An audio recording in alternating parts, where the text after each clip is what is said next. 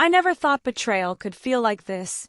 Sharp, invasive, and oddly mesmerizing, like a thorn pressed into your palm, daring you to bleed.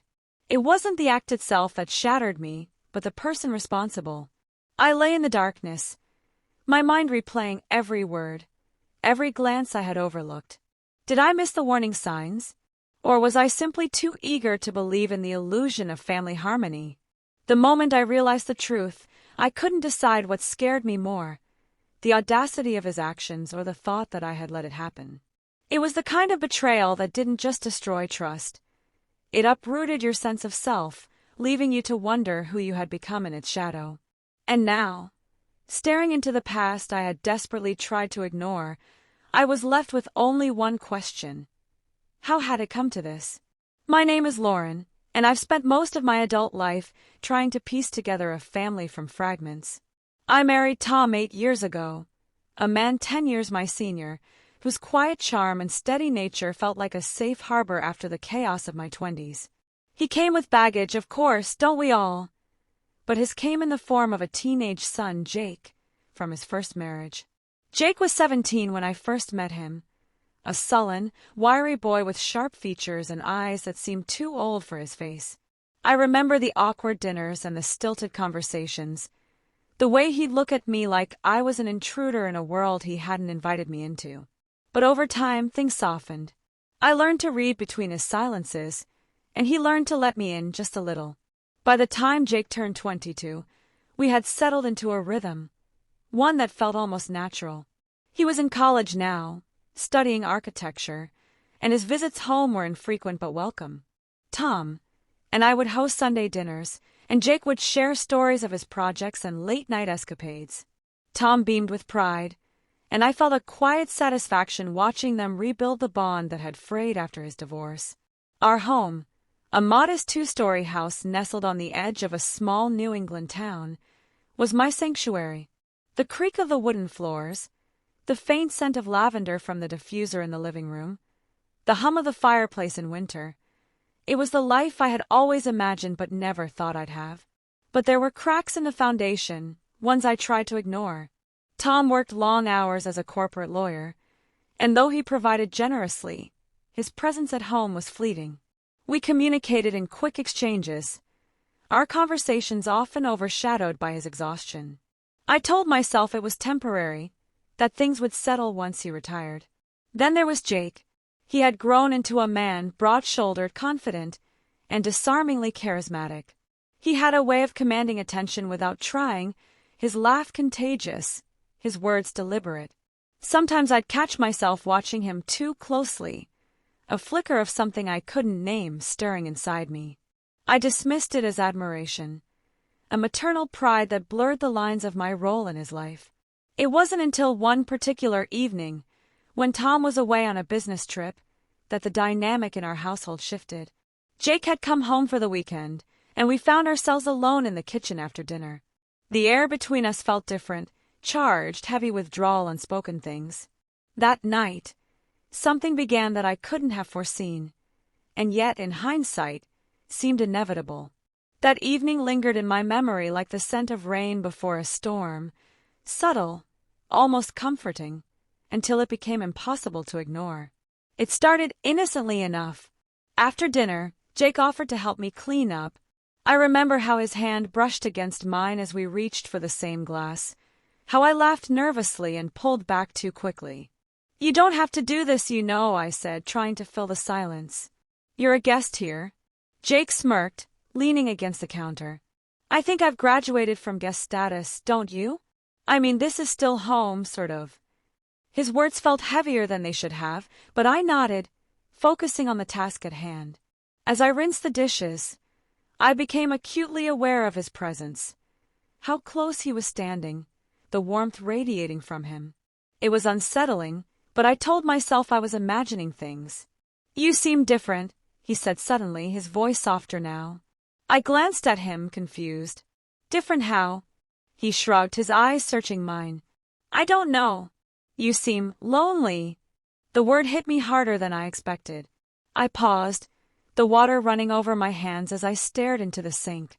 "I'm fine," I said, my tone sharper than I intended. Are you? He pressed, his gaze unwavering. I turned to face him, my chest tightening. Jake, I don't think this is a conversation we should be having. He held my gaze for a moment before stepping back, his expression unreadable. You're right. I'm sorry. Forget I said anything. But I couldn't forget. His words followed me as I climbed into bed that night, the sheets cold and unwelcoming without Tom beside me. Was I lonely? I hadn't allowed myself to admit it, but Jake had voiced something I'd buried deep inside. The next morning, I tried to shake the discomfort, but it clung to me like a shadow. Jake was unusually attentive, helping with breakfast, fixing a squeaky cabinet door I'd mentioned in passing. He seemed at ease, as if nothing had happened, but I felt myself unraveling under the weight of his presence. That night, it happened again. Tom had called to say his trip was extended, and I found myself alone with Jake in the living room. We watched a movie, the space between us on the couch shrinking as the hours passed. At one point, I felt his hand graze mine and I froze. Lauren, he said quietly, his voice barely above a whisper. I turned to him, my heart pounding. Jake, don't. I'm not trying to make you uncomfortable, he said, his expression earnest. I don't know how to explain it, but I feel like there's something here. There's nothing here, I said quickly, but even I didn't believe the words. You're lying to yourself, he said, leaning closer. I see the way you look at me, the way you avoid me when Tom's around. It's okay. I feel it too. My breath hitched, and I stood abruptly, putting distance between us. This is wrong. You're my stepson, Jake. This, whatever you think this is, it can't happen. I'm not a kid anymore, he said, standing as well. I'm not asking for anything you're not already giving me, whether you realize it or not. His words were a dagger, cutting through the thin veil of denial I'd wrapped myself in. I wanted to scream at him, to tell him he was delusional, but the truth lodged itself in my throat. I nodded, unable to speak, and fled to my room, locking the door behind me. Lying in bed that night, I replayed every interaction we'd had, searching for the moment I had let this happen. I thought of Tom, the man who had trusted me with his son, and the guilt was suffocating. But beneath the guilt, there was something else, a flicker of something I couldn't name, and that terrified me. Please stop, I whispered, tears stinging my eyes. He stepped back, his expression softening. I'm sorry. I didn't mean to upset you. The next few days were a blur of avoidance and tension. Jake stayed, claiming he wanted to help with some repairs around the house. I pretended to believe him, though the truth weighed on every interaction. I couldn't look at him without feeling the sharp edge of his words. I see the way you look at me. One evening, I decided to confront him, to put an end to this. Tom had called earlier, apologizing for another delay, his voice tinged with exhaustion. It was the reminder I needed of what was at stake. Jake was in the living room, scrolling through his phone when I entered. He looked up, his expression cautious. Can we talk? I asked, my voice steady despite the storm inside me. Of course, he said, setting his phone aside.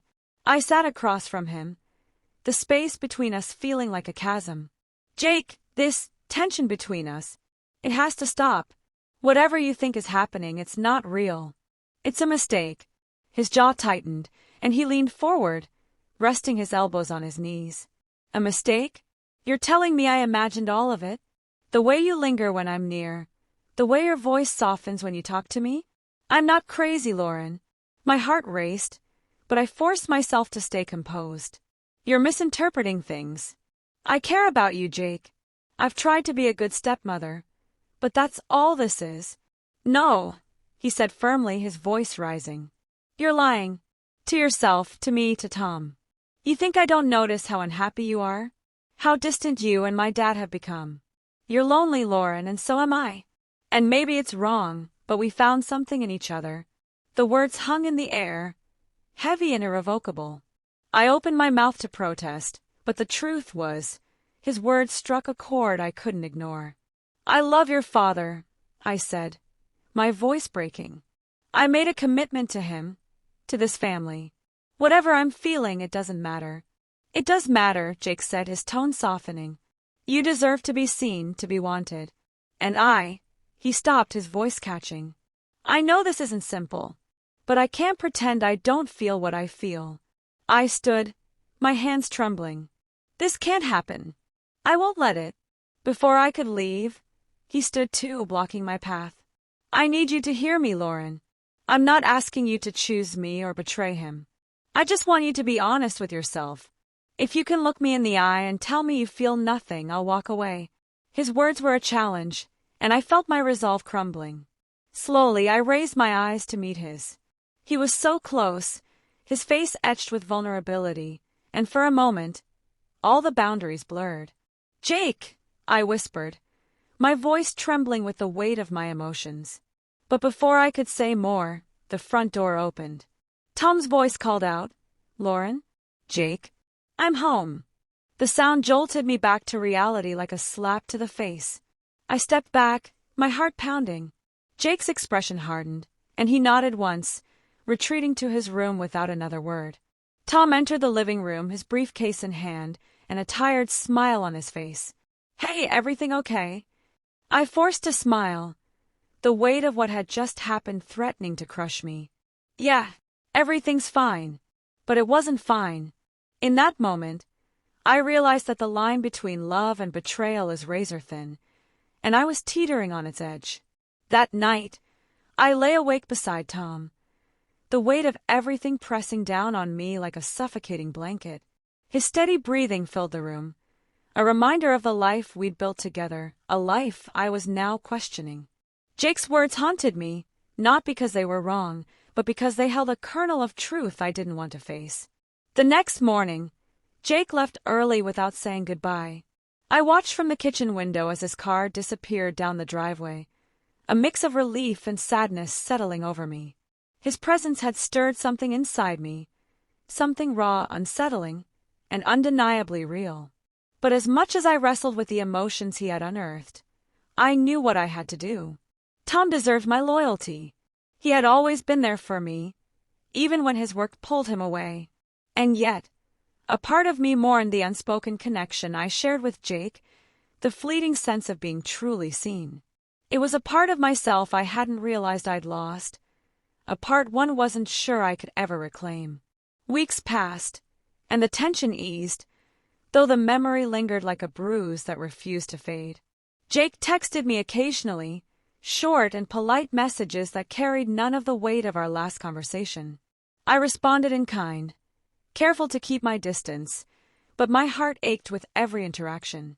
In time, I told myself, this would become a memory, a strange chapter in my life that I would carry silently.